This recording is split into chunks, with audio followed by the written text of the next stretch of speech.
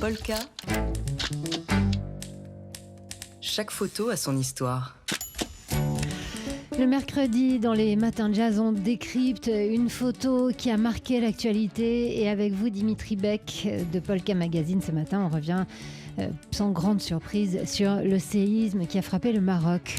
La photo nous en évoque tellement d'autres, toujours aussi bouleversantes. Celle de survivants qui, au milieu d'un décor de chaos, surgit comme ça, comme ils peuvent, et comme sortis de nulle part, dans ce qui était encore, il y a quelques heures à peine, une paisible rue bordée de petites maisons. Un garçon se fraye tant bien que mal un chemin au milieu des ruines derrière lui.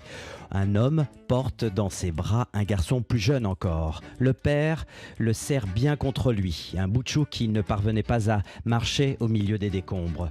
Tout autour d'eux, tout est confus, informe. Quelques pans de murs, des pièces de béton, des tôles pliées, froissées. Nous sommes dans le village de Tafagadet, au sud-ouest de Marrakech, au pied du Haut Atlas. C'était samedi dernier, donc quelques heures après le séisme qui a fait trembler le pays. Le photographe de l'AFP, dépêché sur place, Fadel Sena, que nous avons pu joindre hier soir, nous a raconté que pas une seule famille n'a été épargnée là-bas. Et que la mort qui toucherait qu'une seule famille ne serait que par hasard qu'une seule chance. Il lui a fallu des heures pour se rendre sur place.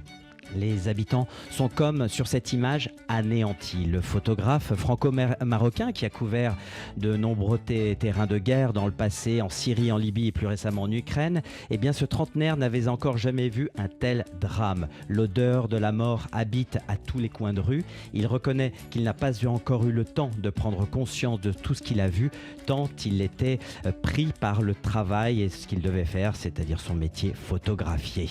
Il sait déjà qu'il a traversé et il traverse une tragédie inoubliable.